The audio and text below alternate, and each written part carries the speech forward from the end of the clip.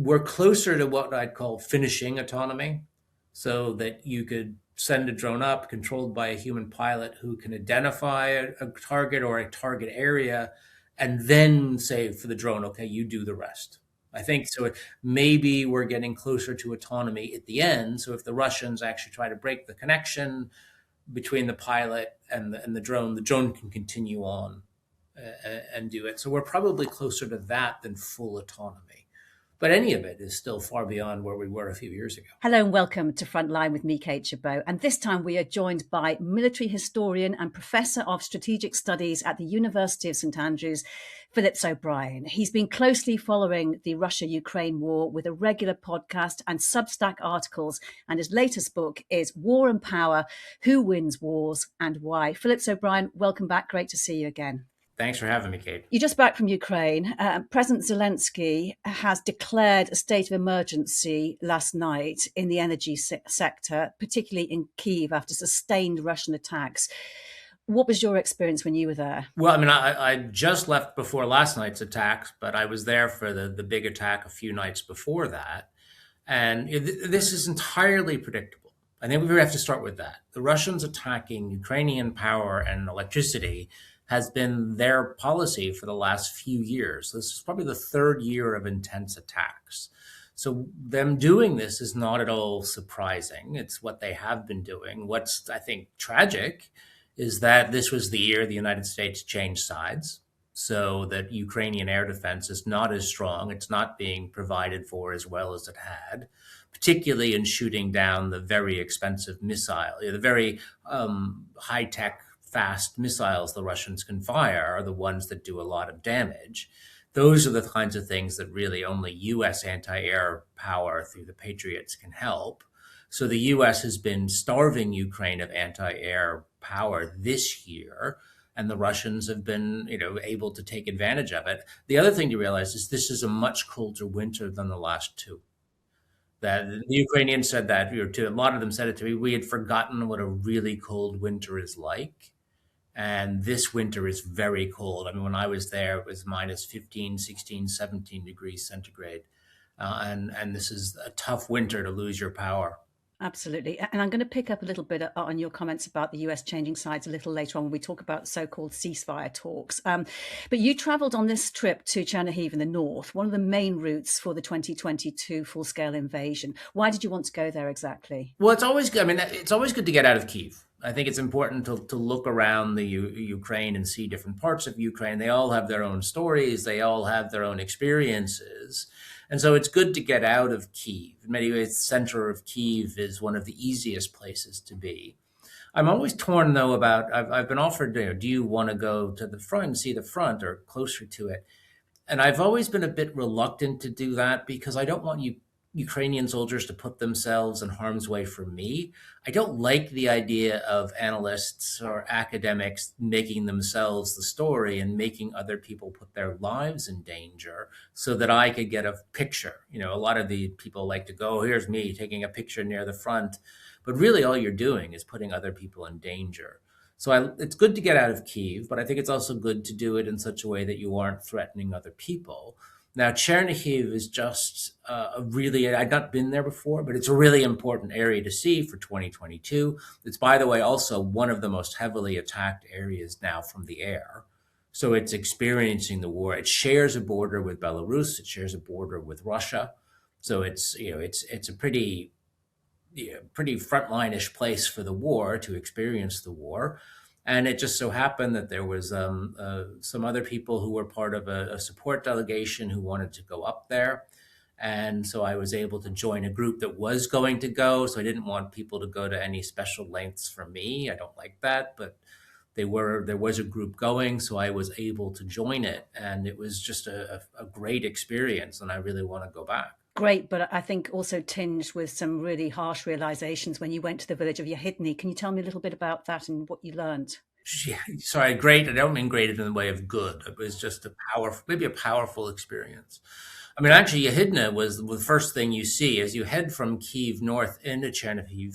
you get to the village of Yahidne quite quickly because it shows you how close the Russian military was to Kyiv in 2022. So Yahidne was a village not that far outside of Kyiv, and the Russians reached it. And what they did, and it's all there to be seen, is they basically put the entire village of over 300 people into this airless, dank, cramped basement of a school. So there, Yahidne as a village, it has its own village school.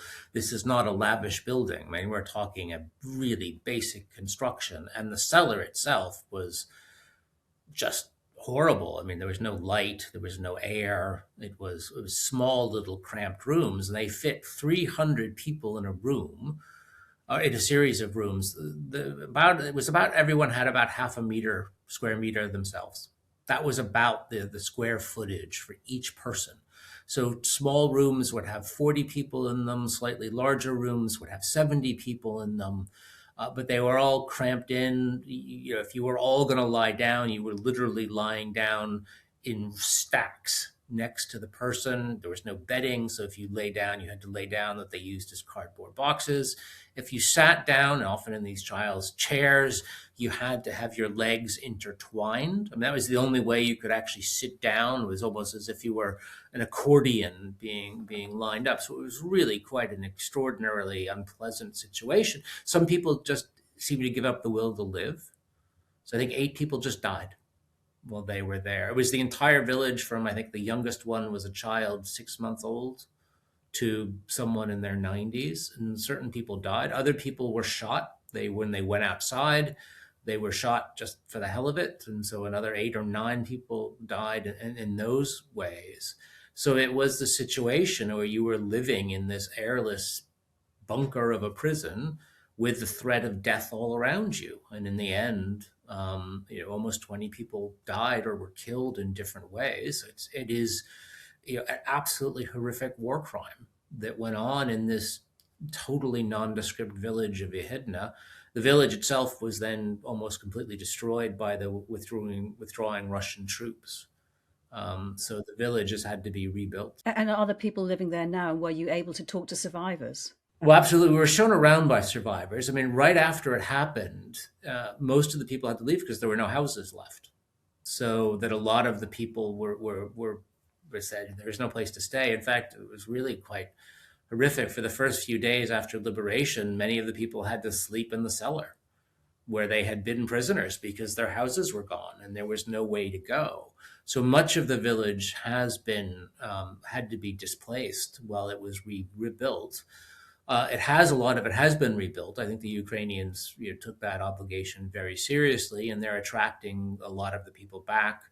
I think half the people or so I don't want to say exactly, certain people are back, certain people might never come back. You don't know if they want to go back to the places of those memories. It's a very difficult emotional experience. And the people showing us around were deeply emotionally affected, even if they tried to keep a very stoic face. So having been through that, I don't know if everyone will come back, and the village will probably never be what it was. And as you said earlier, you were adamant you didn't want to go to the actual front line because you didn't want to put other people in danger taking you there. How much were you able to find out by talking to people or perhaps to soldiers about the situation, the conditions there, in spite of not being able to actually go there? Oh, well, I mean, when you're in Kyiv and other places, there are soldiers everywhere, or recently decommissioned.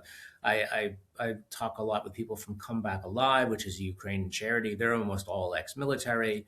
So did some talks with different groups in Kyiv, and there were military people all around there. So the military is everywhere in Kyiv, and you can talk to both serving soldiers or those who have just recently left the armed forces.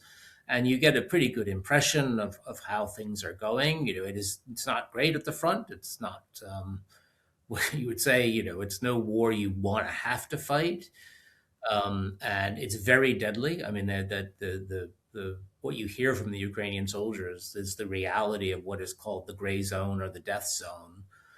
The only thing that is, at least I think, looking up for the Ukrainians is the military has understood that and is trying to reduce significantly the number of soldiers at the front line. The Ukrainians are not putting troops. They're trying to reduce the number of troops they have to put in harm's way because the battlefield is so horrific.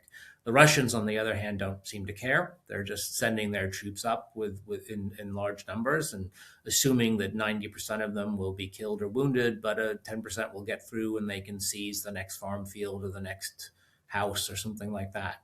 So it's a horrible battlefield. I think you have to say, in that battlefield, it is horrible. It's worse than the First World War. People compare it to the First World War, but it's the First World War with drones overhead all the time. In the First World War, you could sort of take cover in the trenches and not be seen. It's very hard to have cover in this battlefield.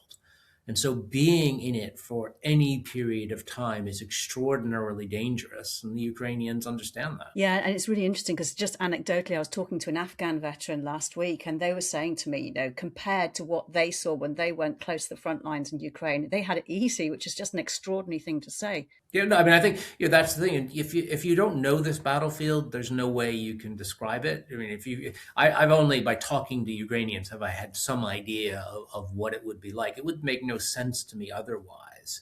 It is, I think, just the lack of cover. That is, there is very little in the way of safe spaces and where you can hide. So I mean, that you really have to have you stay in a hole with a cover for weeks on end. There was a story of 2 Ukrainian soldiers who held out for 100 or 200 days, but that was literally by just not being seen in the most extraordinary cover. They couldn't leave. They had to be very careful about how they operated. So it's, and the battlefield is a lot of these very small groups. You cannot mass. So you can't have lots of groups of soldiers acting, say, as a company, together fighting. They would get wiped out because they would be seen. So really what you have is a vast area. Ukraine's a huge country. I mean, you go to Chernihiv. Chernihiv is the size of Belgium. This is one province of Ukraine. But what you'll have is very small numbers of soldiers scattered around this vast area. So it's a very atomized battlefield too. And you've only been back a couple of days, so I really appreciate you making time to talk to us about your trip. Have you actually, I know you're promising in a forthcoming Substack that you're going to do a strategic analysis of the war. Are you able to give us a little bit of your first thoughts? Well, I mean, I'm trying to give it, the strategic analysis is sort of, what is Ukrainian strategy going forward? I think they know what they want to do, but the question is whether they can do it. So, I mean, they do have a pretty good strategic grasp of the reality of this war right now, that they understand that it's not going to be a situation of them driving forward and pushing the Russians back. The battlefield isn't going to work in that way. So they're not going to prepare, say, the big counteroffensive of 2026 with mass tanks streaking forward. That kind of warfare is over. What they see on the battlefield is this desire to basically inflict massive losses on the Russians will keep their own losses down. And then their way of taking the war to the Russians is to take the war to the Russian economy. So that's with range strike. This is where they really would like to have more support and to try and do some serious damage to the Russian economy. They've done some. They want to do more. They need to do more. But that they believe the Russian economy is the weak point of the Russian war machine. And that is, instead of butting their heads against the Russian military in the front line, what they want to do is take the war to the Russian economy. Indeed. And we did talk about that when we last spoke in August. Have you seen any progress since then? Some, that they are making more of their own systems and they are able to launch quite regular large attacks on different parts. There's a few things. One, their systems are not as good as we would say major Western systems. So British, French, German, United States systems are just better. So they're more accurate. They have heavier payloads. They can do more destructive damage. Ukrainian systems are still quite basic when it comes to long range attack. And they can be shot down more easily. So that they're not as survivable as more advanced Western systems. So they are making more and they are attacking with them, but they're also not able to fully destroy a lot of the targets that they want, which is why it would be very helpful to them to have, say, German Tauruses or American Tomahawks, because they would have an ability to get through Russian air defense in a higher percentage and destroy targets with greater effectiveness. So they are doing damage to Russia, particularly the oil industry, but they need to do more. They need to be able to keep up the tempo of attacks more than they have been able to. So they can attack something, but then they can't attack it again for a long time, and the Russians can repair it. So it's a case of more and more often. And right now, they don't have enough to quite do the more and more often. The newly appointed defense minister for Ukraine has spoken of his ambitions for the battlefield. Mikhailo Fedorov comes from a digital and technology background. What does he bring to the role? By the way, I mean, this has been hugely popular in Ukraine among people who know. I mean, popular amongst the general population, but actually very popular amongst those, I think, who understand strategic questions in the state of the Ukrainian government. That Fedorov is great in a few ways. There's the technological stuff I'll talk about. First of all, he's not as crony. He's not an old style Soviet insider who has been tainted by corruption in any way. He actually seems to be a new generation and a different kind of politician. We hope, we can never get, but at least on the surface, he seems quite different, and he seems to be new Ukraine. He is the Maidan generation Ukraine, the younger generation Ukraine, being given political power. So that in and of itself is a nice and important change. This is not a crony of the old system. But he also has great technological experience. His first jobs have been in different parts of high tech in the Ukrainian economy. He's more recently overseen drone production in certain areas, which is a very dynamic area of the Ukrainian economy. So he's technologically conversant. He's not hidebound. He's not looking at the war from an old Soviet perspective. He understands the technological battlefield we are in. He understands technological possibilities. He understands how important it is to win the adaptation race. So for Ukraine to be constantly adaptive. And from what I've heard is he gets things done. He's not hidebound. He's not going to be worried about offending different people or taking time to do something. He's going to get it done. So he seems to be very clear-eyed. I think his speech yesterday, in which he accepted the job, was very well laid out because it wasn't sugarcoating the pill. He said, we have our own issues with our conscription rates. We've had too many people not showing up. We have to do better on that. We have to do drones. We have to do air defense. But the things that he articulated are exactly the things where the Ukrainians need to do better. And you talk about the adaptation race. He's spoken of technological innovation leading to fully automated battlefields. He's championing the offensive drone units. He's advocating using drone swarms. Where is Ukraine in that race? Well, it's probably just winning it, but it's very close. I mean, the Ukrainians are often more adaptive, but then the Russians will copy their adaptations. I mean, one of the benefits the Ukrainians have is they have a society with people like Fedorov, young people, technologically conversant, who are willing and often to take risks, leaps. They're not being held back by the heavy hand of, say, the Russian state.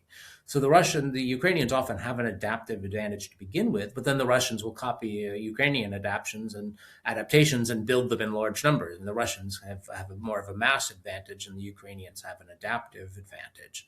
So I think the Ukrainians have to keep that adaptive advantage going, and Fedorov will be very, very important in that. But these they're just changing all the time. And the big one is the question of autonomy, which he mentioned yesterday, that right now, still the most effective drones at the battlefield are first-person view. Someone's controlling it. It's a human being actually in control of the drone, which has a problem. One, you need really good drone pilots. I mean, when you talk about what do you need, no one was thinking a few years ago that the most important military job is a drone pilot. But right now, you might say the most valuable person on the battlefield is someone who can fly a drone like playing a video game. A really good drone pilot is massively valuable. And the Russians are working very hard to find the drone pilots and kill them, by sort of tracking drones back. If you can automate some of the drone's behavior so that the pilot doesn't have to control it all the time, but at some point the drone can take over its own behavior, that will change things and make the drones even more effective. It will mean pilot error is less of an issue. So if the Ukrainians can win the autonomous systems race, that will have a huge advantage for them. Do you think we're close to seeing that? It's a great question. I've been hearing they're close to that for a few years. So I don't want to say yes, we are, because it's been something that people have been very optimistic about. It's much harder to do than people think. We're nowhere near, I would say, fully autonomous drones. where I can just throw a drone in the air and say, go out and find a Russian, and it'll identify the Russian and attack it. We're closer to what I'd call finishing autonomy, so that you could send a drone up controlled by a human pilot who can identify a target or a target area and then say for the drone, okay, you do the rest. I think so. Maybe we're getting closer to autonomy at the end. So if the Russians actually try to break the connection between the pilot and the drone can continue on and do it. So we're probably closer to that than full autonomy. But any of it is still far beyond where we were a few years ago. Indeed. And there was a sobering statistic out this week on the number of civilian casualties caused by Russian airstrikes. Bloomberg published figures. There were more civilians injured or killed last year than in previous years, with a significant increase after Donald Trump had the first phone call with Putin to talk about ceasefire talks. Is that a direct correlation, do you think, or coincidence? Donald Trump doesn't care about dead Ukrainians. He doesn't care about Ukraine. I mean, Donald Trump would be happy to see Ukraine wiped off the map. Too often people repeat Trump's mantra. He wants the dying to stop. He doesn't care about the dying. He doesn't care about Ukrainians. He has protected Putin this year while Putin has killed more Ukrainian civilians than before. And there are no sanctions on Russia. All he's really done is reduce aid for Ukraine. So he's made the war easier for Russia, and he's enabled Putin to kill more Ukrainians than would have been the case had the United States, say, continued under the Biden administration's policies. So the United States doesn't care. And it doesn't care about Ukrainian civilian casualties, and it has made it worse. I mean, that's one of the things we talk about, that air defense, Ukrainian air defense is stretched this year, but it comes to the big missiles, and Russian production of Shahid type drones, which they call the Garans, that's up majorly. So Russian air capacity is going up, whereas U.S. aid is going down, and the result is what we see, which is more Ukrainian dead. That is a U.S. policy choice, and it is not anything the Trump administration is opposed to. And the people that you spoke to when you were in Ukraine, how did they view the possibility of a ceasefire in the near future? That's a great question. I mean, look, they're tired. They would like the war to be over. I mean, I didn't meet any Ukrainian who's like, I love this war and I want this war to go on. The issue they face is they believe their enemy wants to wipe them out. The Ukrainians don't have any illusions as to what Putin would want. Even with a ceasefire, they would believe the ultimate aim would be to wipe out Ukraine as an independent state, and actually to wipe them out as Ukrainians. The goal would be to what we see in the occupied territories of the Donbass. The goal would be forcibly Russify Ukrainians, destroy their Ukrainianness. And very few Ukrainians would want a peace deal under those circumstances. So that's the problem they face, is that they don't want this war to go on, but they also don't want to give in to Putin and to basically destroy their own nationhood. So then they would rather keep fighting. And the other issue they face is I don't think any of the quote unquote security guarantees they're being offered are actually that secure or that guaranteed. So that they're really torn on these talks, because they'd love for them to succeed. They'd love to get real security guarantees.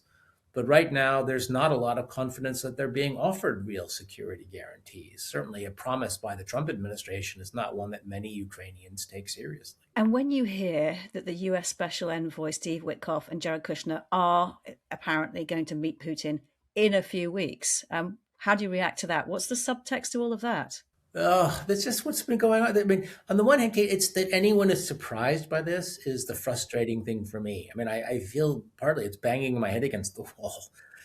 Trump is helping Putin. He's stretching out. Putin wants the war to go on, so Trump's helping him keep the war going. We'll meet in a few weeks. And in those few weeks, maybe I'll rattle the Saber Act, but I won't do anything.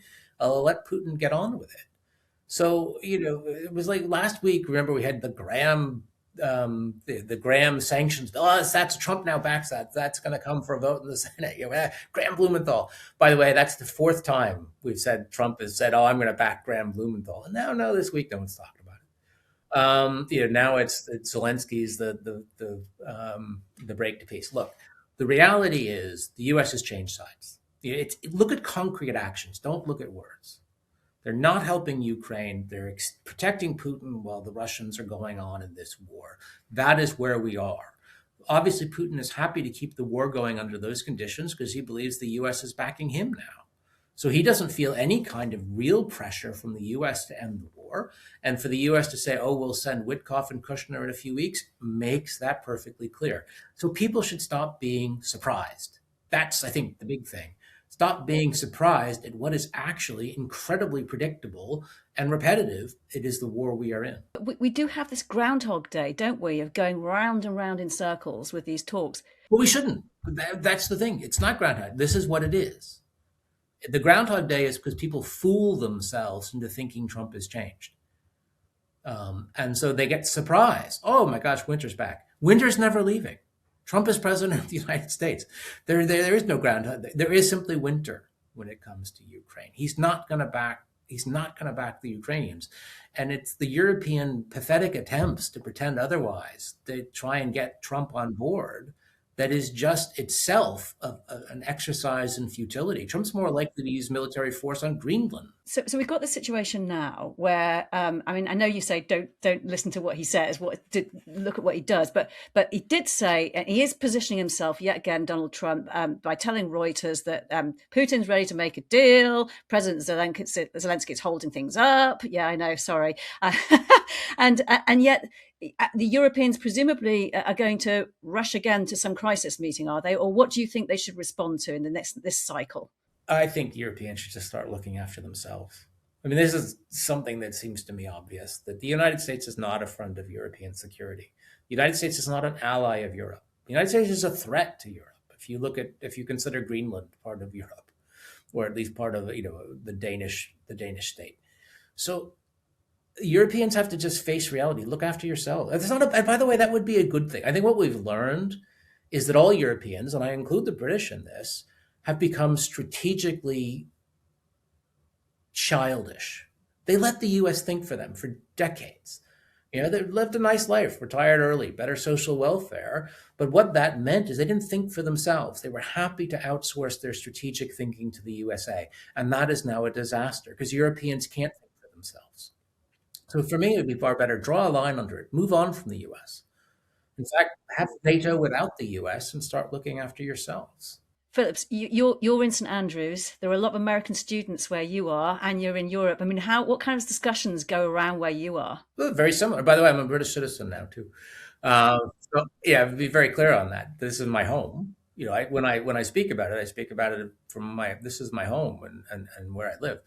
I think the discussions are quite open about that. I don't think even the American students here would pretend that that the Donald Trump administration is anything but what it is. I think in many ways for Americans it's more confusing or weird to see how the Europeans seem so devoted to Trump. I would actually say this is going to be, if the United States changes back in a few years and the more sane voices take control, I think there's going to be a lot of surprise in America at how pro-Trump Europeans acted. When you see ICE shooting people on the streets and people then turning around and saying, oh, Trump administration isn't so bad. A lot of Americans think it is that bad. And they think Trump is a threat to American democracy. And for Europeans to be buttering him up during this, if the worm does turn, and I think there's a chance it will, if the United States is allowed to have free elections, European behavior at this time will not be seen in the most positive light by Americans. I mentioned your book in the introduction, which you wrote partly out of frustration with analysts about their misconceptions about the war in Ukraine. I'm just wondering, has your recent trip to Ukraine done anything to change your understanding of the war? Well, it's more sort of updated the technological change and so I'm not sure it's changed any views of what the war is. It's changed my understanding of what really matters in the war, more so about drones, more so about autonomous systems. But it's basically confirmed a lot of what we've seen of the last few years. I mean, the great problem going into this is people thought war was easy. War was some kind of war game that you would win in a few days if you fought the right battle. And that is just gone now, thankfully. I mean, it's astonishing how ignorant people were about war in 2022. And this is the reality of war. It's messy, it's horrible, it's destructive, but it's continual.